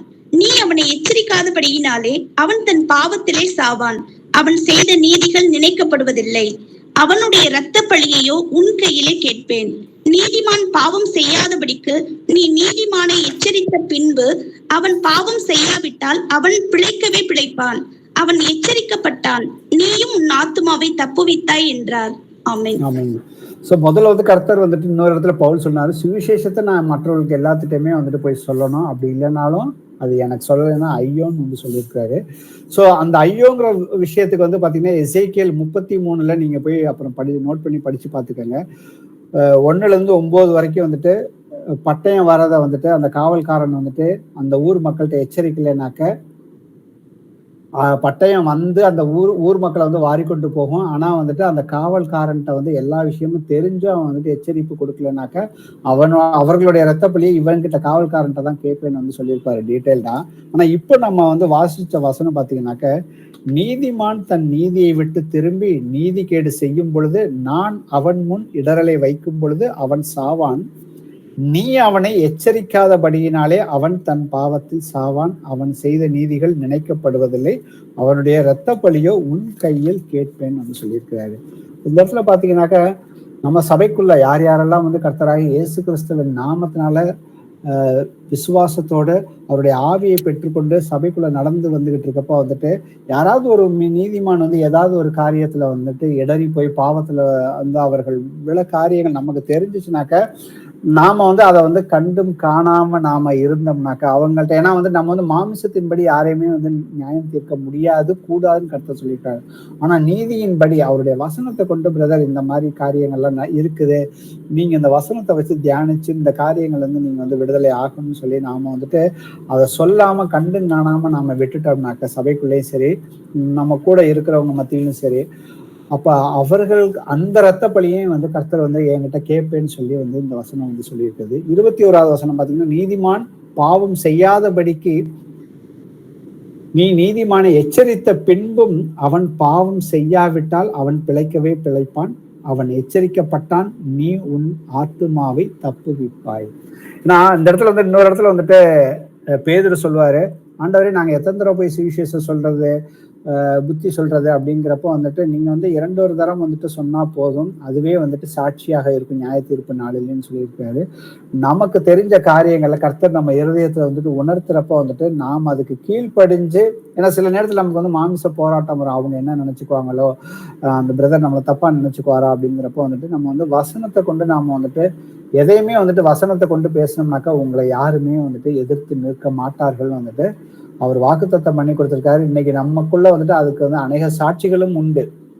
அப்ப நாம வந்துட்டு எல்லா காரியத்திலையும் வந்துட்டு ஜாக்கிரதையா இருக்கணும். அதே போல வந்துட்டு ஆவியானவர் நமக்குள்ள இருக்கிறப்ப எல்லா பயமுள்ள ஆவியை அவர் வந்து கொடுக்கவே இல்லை, எல்லா தைரியத்தோடையும் வந்துட்டு என்னை பலப்படுத்துகிற கிறிஸ்துவனால எல்லாவற்றையுமே செய்ய எனக்கு பலன் உண்டு அப்படிங்கிறப்ப வந்துட்டு நாம வந்து ஊழியங்கிறது வந்துட்டு பெரிய பெரிய ஊழியக்காரர்கள் இன்னைக்கு வந்து எவ்வளவோ செய்யறாங்க, இல்ல வந்துட்டு இல்ல அந்த பிரதர் செய்யற மாதிரி வந்துட்டு இன்னைக்கு என்னால வந்து ஊழியம் செய்ய முடியல, அந்த பிரதர் போட்ட வீடியோ மாதிரி என்னால இன்னைக்கு போட முடியலன்னு சொல்லி சில பேர் வந்துட்டு சாத்தான் வந்து அவங்கள வந்துட்டு வஞ்சனையா வந்துட்டு அவங்கள குற்றப்படுத்தி அவர்களை வந்து முடக்கி போடுவான். ஆனா வந்துட்டு நமக்கு தெரிந்தவர்கள்ட்ட இயேசு நல்லவர், இயேசு உனக்காக மரித்திருக்கிறார், உன்னுடைய பாவத்தை அவர் வந்துட்டு ஏற்கனவே சிலுவையில சுமந்த ரத்தம் சிந்தினார், உன் பாவங்கள் கழுவப்பட்டது, அவர் உனக்காக வந்துட்டு இன்னைக்கு வந்து உயிரோட இருக்கிறாரு, அதை நீ இருதயத்துல விசுவசிச்சு நீ எப்படி பரிசுத்தமா நடக்கணும் அப்படிங்கிற அந்த விஷயத்த வந்துட்டு நம்மளுடைய சாட்சிகள், அடுத்தவர்களுடைய சாட்சிகள் கிடையாது, நம்முடைய சாட்சிகளை வச்சு அவங்களுக்கு வந்து போதிக்கிறப்ப வந்துட்டு கர்த்தர் வந்துட்டு அங்க வந்து கிருகை வந்துட்டு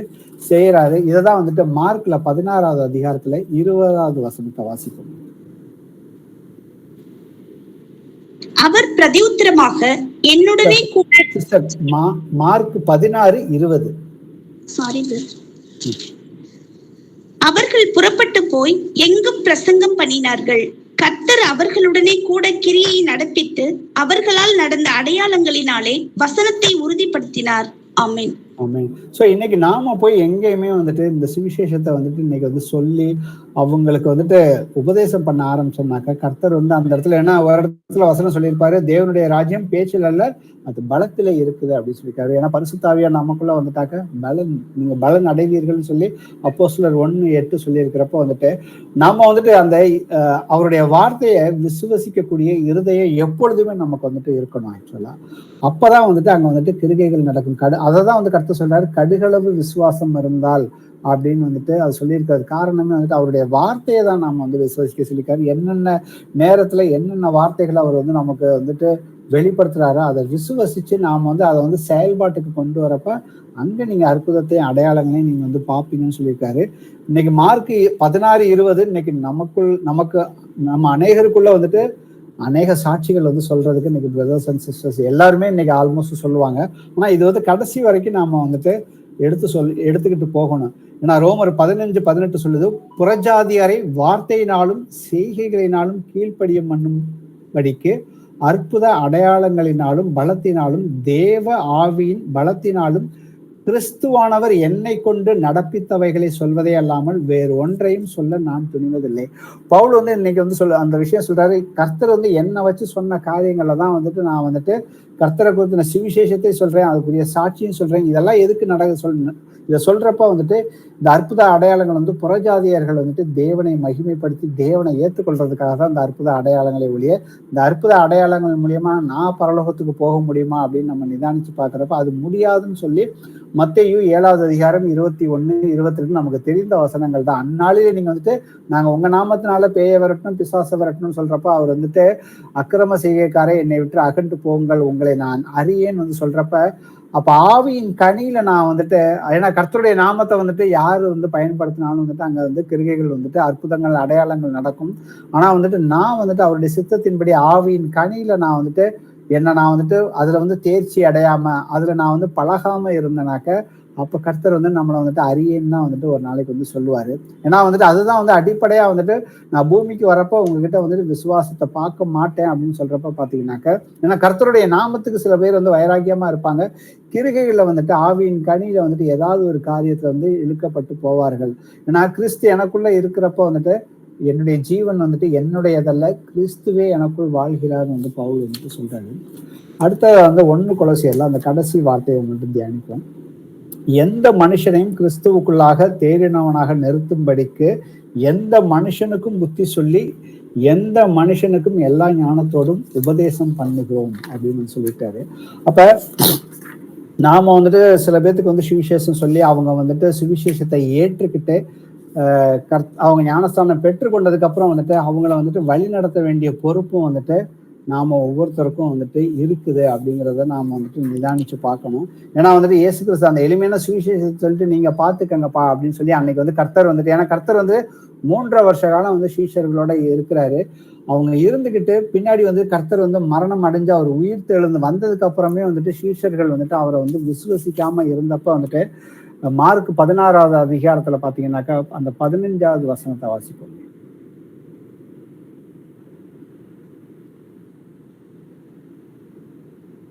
14 இருங்க சிஸ்டர் ஒரே ஒரு நிமிஷம்.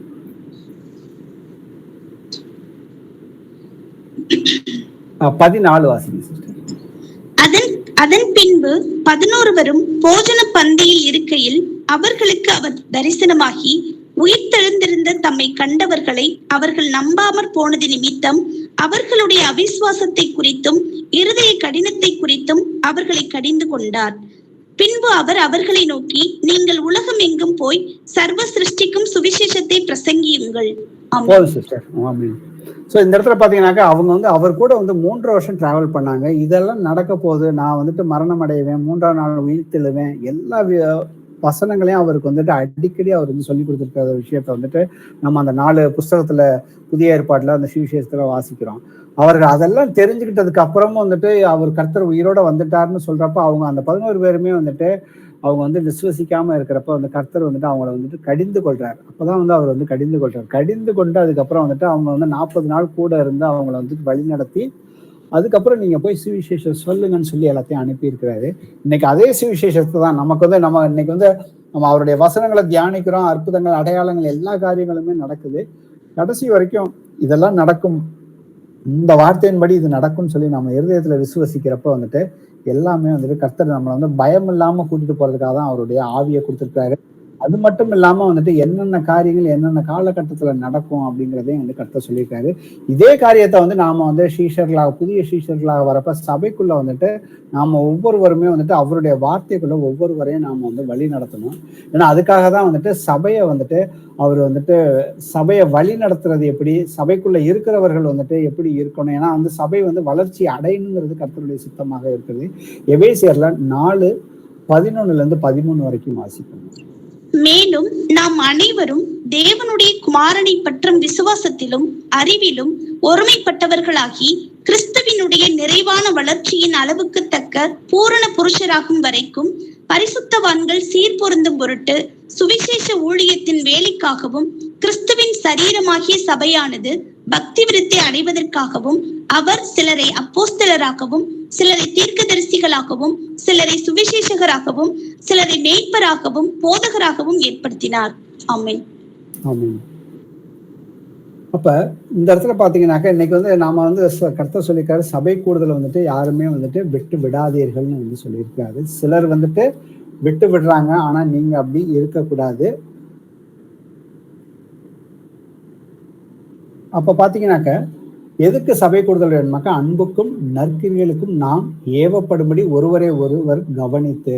அப்ப நற்கிரிகளை நாம் வந்து செய்வதற்கு அவர் கர்த்தர் வந்து நம்மளை வந்து முன்னமே ஆயத்தம் படுத்திருக்காருன்னு சொல்லி எபேசியர் 2வது அதிகாரத்துல வாசிச்சு பாத்தீங்கன்னாக்கா அங்க வசனம் இருக்கும். அதே போல வந்துட்டு நீங்கள் ஒருவர் மேல் ஒருவர் அன்பா இருந்தாக்க என்னுடைய சீஷர்களாக இருப்பீர்கள், என் உபதேசத்தில் நிலைத்திருந்தால் என்னுடைய சீஷர்களாக இருப்பீர்கள் என்று கர்த்தர் சொல்லியிருக்கிறாரு. அப்ப சபை வந்துட்டு நம்ம வந்து சபைங்கிறப்ப வந்துட்டு அங்க வந்து கண்டிப்பா வந்துட்டு 2 அல்லது 2க்கு மேற்பட்ட ஆத்துமாக்கள் தான் வந்துட்டு அங்க வந்து இருக்க போறாங்க.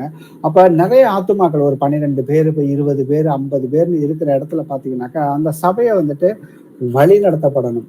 ஏன்னா இஷ்டத்துக்கு நம்ம ஒவ்வொருத்தரா நம்ம இஷ்டத்துக்கு இருக்க ஆரம்பிச்சோம்னாக்கா அங்க வந்து பிசாசானவன் வந்துட்டு உள்ள பூந்து கள்ள உபதேசங்களை கொண்டு வந்து இதைதான் வந்து எபேசு மூப்பர்களை வந்து அழைச்சு அவர் அப்போஸ்தல 20 எடுத்து படிச்சு பாத்தீங்கன்னா சொல்லுவாரு, நான் போன பின்பு வந்துட்டு இந்த சபைக்குள்ள வந்துட்டு உங்களில் சொல்லுவாரு, உங்களுக்குள்ளாக சில பேர் வந்து வேற்றுமையான கள்ள உபதேசங்களை கொண்டு வந்துட்டு அவங்க வந்துட்டு சில பேருடைய ஆத்துமாக்களை வந்துட்டு கர்த்தரை விட்டு வழி விலக செய்வார்கள்னு சொல்லியிருக்காங்க. இன்னைக்கு இந்த சம்பவங்கள் வந்துட்டு நம்மளுடைய சபைகளுக்குள்ளேயே வந்து நடக்கிறதையும் வந்துட்டு நம்மளால வந்து நிதானிச்சு பார்க்க முடியும். வேற்றுமையான போதனைகள், ஏன்னா கர்த்தருடைய நாமத்தினால வந்துட்டு எடுத்தோன்னே வைராக்கியம் பாராட்டி வந்திருப்பாங்க, பின்னாடி வந்துட்டு வேற்றுமையான போதகங்களை வசனத்தை விட்டு கொஞ்சம் வந்துட்டு ஒரு கவர்ச்சிகரமான விஷயங்களை வந்துட்டு சொல்லி கொடுக்குறப்ப நமக்கு தெரியாதப்ப, ஏன்னா அது வசனத்துல இருக்காது, ஆனா அதுல பிசாசானவன் அதுல வசனத்தோட ஒத்து போற மாதிரி அழகா போதிச்சு அவர்களுடைய இருதயத்தை மயக்கி வந்துட்டு அவங்கள நம்ப வச்சு அவர்கள் மூலியமா வந்துட்டு சில பேர்த்த வந்து சபையில வந்துட்டு வெளியில இழுத்துட்டு போயிருக்காங்கிற விஷயமும் நம்ம வந்து பார்த்துருக்கிறோம்.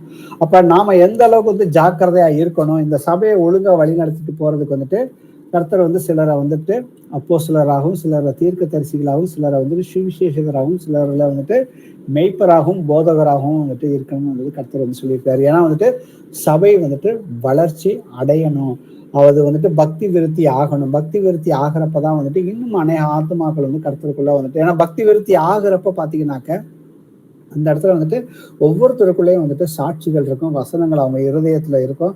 அது 2 இருக்கிறப்ப பாத்தீங்கன்னா அவங்க எல்லா காரியங்களையும் செய்யறப்ப வந்துட்டு கர்த்தருக்கு பிரியமானதை மட்டும்தான் அவர்கள் வந்து செய்ய முடியும்னு சொல்லியிருக்கிறாரு.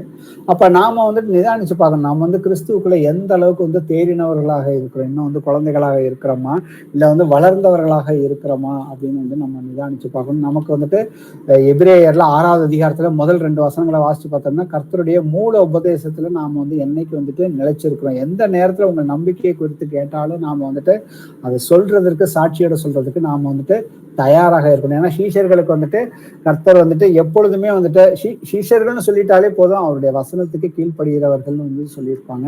ஏன்னா முதல்ல பாத்தீங்கன்னாக்கா அந்தியோக்கியா சபையில வந்துட்டு அப்போஸ்தலர் 11வது அதிகாரத்துல இதோ உலகத்தை கலக்கிறவர்கள் இங்கே வந்து விட்டார்கள்னு பவுலையும் பர்னபாசையும் பார்த்து சொல்றப்ப வந்துட்டு அவர்கள் வந்துட்டு கர்த்தர் அவர்கள் மூலியமாக செய்த அற்புதங்கள் அடையாளங்களை பார்த்து அங்க புறஜாதியர்கள் எல்லாமே அநேகர்கள் வந்துட்டு சபைக்குள்ள வரப்ப வந்துட்டு யார் யாரெல்லாம் கர்த்தருடைய வசனத்துக்கு கீழ்ப்படுகிறார்களோ அவர்கள் எல்லோருமே சீஷர்கள்னு சொல்லி இருக்கிறப்ப நாம வந்துட்டு சீஷர்களாக இருக்கிறோமா, அதுக்கப்புறம் வந்து நாம வந்து சீஷர்களை வந்துட்டு உருவாக்குறோமா அப்படிங்கிறத வந்துட்டு நிதானிச்சு பார்க்கணும். ஏன்னா பேதுரு வந்துட்டு கடைசியில அவர் வந்து பரலோகத்துக்கு போறதுக்கு முன்னாடி பேதுருக்கிட்ட வந்து 3 தடவை வந்து கர்த்தர் வந்து கேட்கிறாரு, நீ வந்து என்னை நேசிக்கிறாயா, என்னை நேசிக்கிறாயா, என்னை நேசிக்கிறாயாங்கிறப்ப அவர் வந்து மனம் அழுது கசந்து அவர் வந்துட்டு சொல்றாரு, ஆண்டவரே நான் வந்து உங்களை நேசிக்கிறேன், உங்களுக்கு தெரியாதா அப்படின்னு சொல்லி நீங்க எல்லாவற்றையும் அறிவீர்கள்னு சொல்றப்ப வந்துட்டு கர்த்தர் என்ன சொல்றாரு, 3 தடவையுமே வந்து நீ என் ஆடுகளை போய் மேய் அப்படின்றாரு. அவர் வந்து நீ மனம் திரும்பிட்டியா, பாவத்திலிருந்து நீ வந்து மனம் திரும்பிட்டீனாக்கா அதை வந்து கிரிகைகளை நீ காட்டு அப்படின்னு சொல்லி நீ என் ஆடுகளை, ஏன்னா நீ வந்து மனம் திரும்பிட்ட, நீ போய் என் ஆடுகளை போய் மேய். எப்படி மேய்க்கணும், அவருடைய வசனத்தையும் அவருடைய சாட்சிகள் மூலியமாக நீ வந்து உபதேசம் பண்ணணும்னு கடைசி வரைக்கும் சொல்லியிருக்காரு.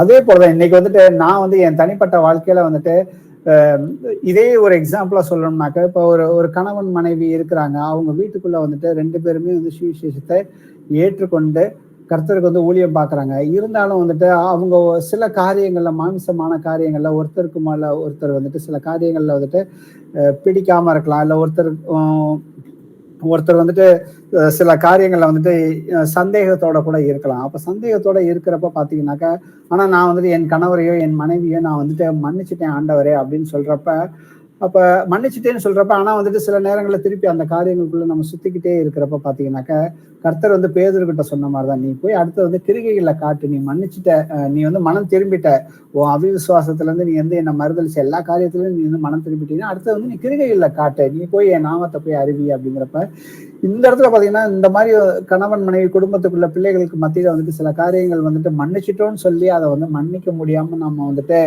அதுக்குள்ளேயே வந்துட்டு, ஏன்னா வந்து மாமிசமும் ஒரு சைடு வந்துட்டு ஆவிக்கு எதிராக நிக்கிறப்ப வந்துட்டு, அப்ப நான் வந்துட்டு ஒரு காரியங்களை சந்தேகமா இருக்கிறேனாக்க, அப்ப அந்த சந்தேக பார்வையை வந்துட்டு கர்த்தருடைய வசனத்தை வச்சுட்டு அதை வந்துட்டு சரி என்னதான் நடக்குது, கர்த்தர் வந்து நமக்கு வந்து இந்த வசனத்துல கொடுத்துருக்கிறாரு, இதை வந்துட்டு ஒன்னால மேற்கொள்ள முடியும்னு சொல்லி இருக்கிறப்ப நம்ம வந்து அந்த வசனத்தை வச்சு நம்ம வந்து தியானிச்சு ஜெபம் பண்றப்ப வந்துட்டு அந்த நமக்கு இருதயத்துல உள்ள கசப்பான காரியங்களை வந்து கர்த்தர் வந்துட்டு வெளியே வந்து எடுத்து போடுறதுக்கு அவர் சித்தமா தான் இருக்கிறாரு. ஆனா நான் அதுல இருந்து வெளியில வர்றதுக்கு எனக்கு பிரியமா இருக்குதா அப்படிங்கிறத நாம வந்து நிதானிச்சு பார்க்கணும். ஸோ இந்த மாதிரி வந்து கர்த்தர் வந்துட்டு நம்ம வந்துட்டு சீஷர்களா இருக்கணும், சீஷர்களை உருவாக்கணும். இது ரெண்டு காரியமும் வந்துட்டு நடந்துகிட்டு இருக்க போறப்ப வந்துட்டு நமக்குள்ள வந்துட்டு குடும்பத்துக்குள்ள வந்துட்டு அநேக பலவீனங்களையும் வந்து பிசாசான ஏதாவது ஒரு காரியத்துக்குள்ள வந்துட்டு உள்ள கொண்டு வந்து சபைக்குள்ள பிரச்சனைகளையும் கொண்டு வர்றதுக்கு எப்பொழுதுமே அவன் ஆயத்தமா இருக்கலாம். நாம எந்த ஒரு நேரத்துலையும் வந்துட்டு சீஷர்கள் எப்படி இருப்பாங்க அப்படிங்கறது வந்துட்டு அப்போஸ்தலர் பணியில நம்ம வந்து வாசிச்சு பார்த்தோம். அதே போல நாம வந்து தொடர்ந்து வந்துட்டு கர்த்தருக்கு வந்துட்டு அனலா இருக்கணும், ஊழியம் செய்யணும், அதுல ஜாக்கிரதையா இருக்கணும்னு வந்து சொல்லியிருக்காரு. அதே போல வந்துட்டு எல்லா நேரத்திலையும் எப்பொழுதுமே விழித்திருந்து ஜெபம் பண்ணுங்கள்னு சொல்லியிருக்கிறப்ப நாம இன்னைக்கு நம்மை நிதானிச்சு பார்ப்போம். நாம வந்துட்டு ஒண்ணு வந்து ஊழியம் செய்யறப்ப வந்து அதே போல நமக்கு ஜெப வாழ்க்கையிலையும் தனிப்பட்ட முறையிலையும் சரி, ஒரு குடும்பமா ஜெபமா இருந்தாலும் சரி, சபை கூடுதலையும் சரி, நாம ஜெபத்துல வந்துட்டு உறுதியா தரித்திருக்கிறோமா அப்படிங்கிறத நம்மை நிதானிச்சு பார்ப்போம். ஏன்னா நாம எல்லோருமே வந்துட்டு அவருடைய பிரசன்னமாக இருந்ததுல இருந்துட்டு விரும்புகிற பிள்ளைகளாக இருக்கிறோம். அப்ப அவர் வர அன்னைக்கு நம்மளுடைய ஆவி, ஆத்மா, சரீரம் இது எல்லாமே வந்துட்டு பரிசுத்தமா இருக்கணும்னு சொல்லி இந்த ஜெபத்துல இன்னைக்கு கூடுகை ஜெபத்துல யாராவது ஒருத்தவங்க வந்துட்டு நம்ம எல்லோருக்காகவும் நாம் வந்து ஜெபம் பண்ணுவோம். Praise the Lord brothers and sisters.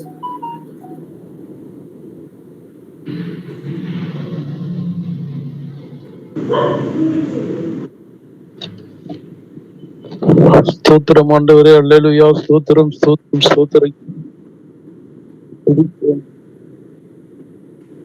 அன்பின் பரிசுத்த பிதாவே, அப்பா இந்த இரவு வேளைக்காக உங்க நன்றியோடு ஸ்தோத்தரிக்கிறோம், துதிக்கிறோம் ஆண்டவரே. நல்ல வார்த்தையின் மூலயமா எங்களோடு பேசின உங்களுடைய தாசனை கர்த்தர் ஆசீர்வதிங்க ஆண்டவரே. நல்லா ஒவ்வொரு வார்த்தையின் மூலயமா எங்களோடு பேசினதுக்காக தேவனை ஸ்தோத்தரிக்கிறோம். கேட்ட அனைவரையும் கர்த்தர் இப்பொழுது ஆசீர்வதிக்க முடியாது செபிக்கிறேன் ஆண்டவரே. ஆண்டவரே, நாங்கள் ஒருமைப்பாட்டு நாவியோடு எப்பொழுதும் உண்மையே ஸ்தோத்தரிக்க, உண்மை துதிக்க, உங்களுடைய வார்த்தையை தியானிக்க எங்களை எப்பொழுதும் கர்த்தர் ஆசீர்வதிக்க முடியாது ஜெபிக்கிறோம் ஆண்டவரே. நல்ல வார்த்தையை எங்களுக்கு கொடுத்தீங்க ஆண்டவரே. இந்த வார்த்தையில் ஜீவன் இருக்கிறது, இந்த வார்த்தையில் மரணம் இல்லை என்பதை நாங்கள் அறிந்திருக்கிறோம் ஆண்டவரே. இந்த வார்த்தையை கேட்டு ஒருவன் என் வார்த்தையை என் வார்த்தையை கேட்டு அதன்படி நடக்கிறவனுக்கு நான் நித்திய ஜீவனை அளிப்பேன் என்று சொன்ன கர்த்தரே உமக்கு ஸ்தோத்திரம். அந்த வார்த்தையின் பிரகாரம் நாங்கள் கேட்டு அனுதினமும் இந்த ஜெப கூடுகையிலே நாங்கள் கேட்டு அந்த வார்த்தையின் பிரகாரம் நடக்க கர்த்தர் எங்களை தகுதிப்படுத்துங்க ஆண்டவரே. இந்த கூடுகையிலே கலந்திருக்கிற ஒவ்வொரு சகோதர சகோதரிகளையும் மற்றும் சிறு பிள்ளைகள் அனைவரையும் ஆசீர்வதிங்க ஆண்டவரே. இதை கேட்ட அனைவரையும் கர்த்தர் இப்பொழுதே ஆசீர்வதித்து ஆண்டவரே அந்த வார்த்தையின் பிரகாரம் ஒவ்வொருவரும் நடக்க கர்த்தர் கிருபை செய்ய ஆண்டவரே. அதே போல இந்த வார்த்தையை பேசின உம்முடைய தாசனையும் கர்த்தர் ஆசீர்வதித்த அநேக வார்த்தைகளை கர்த்தர் எங்களுக்காக வெளிப்படுத்தி எங்களுக்கு அநேக வசனத்தை கொண்டு எங்களுக்கு பேசும்படியாக ஜெபிக்கிறோம் ஆண்டவரே. இந்த ஆரம்பம் முதல் முடியும் வரை ஆண்டவரே இந்த யோவான் மற்றும் அநேக வசனத்தின் மூலியமா எங்களோடு பேசுனீங்க, அதற்காக ஸ்தோத்திரம் ஆண்டவரே. அந்த வார்த்தையின் மூலியமாய் எங்களை ஒவ்வொருவரையும் கர்த்தர் ஆசீர்வதிக்கும்படியாக இரட்சகரும் மீட்பரும் ஆகிய இயேசு கிறிஸ்துவின் நாமத்தினாலே ஜெபிக்கிறேன். ஜெபம் கேளு எங்கள் ஜீவனுள்ள நல்ல பிதாவே. ஆமென். ஆமென். Praise the Lord. Praise the Thank Lord. Praise the Lord, brother. Thank you, brother. Thank you. Praise the Lord, brother. Thank you. Praise the Lord, brother. Praise the Lord. Praise the Lord, brothers and sisters. Praise the Lord, brother. Praise the Lord. Praise the Lord. sisters. Praise the Lord, brother. Praise the Lord, brother. யாருக்காவது ஜெப குறிப்புகள் ஜெப தேவைகள் இருக்குதா? இல்ல யாராவது testimony share பண்றதுனால பண்ணலாம். Praise the Lord, brother. Praise the Lord, brother.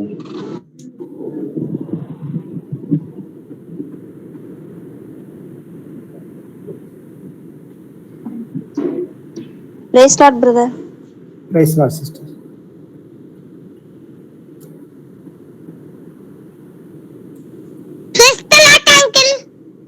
Praise the Lord, ma. Praise the Lord, brother. Praise the Lord, sister.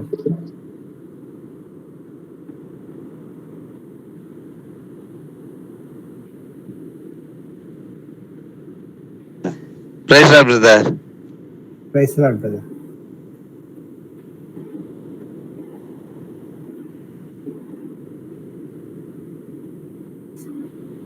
Prayer request வேற யாருக்கும் இல்லைனாக்கா நம்ம இதோட முடிச்சுக்குவோம். Praise the Lord, brothers and sisters. Praise the Lord, brother. Thank you, Jesus.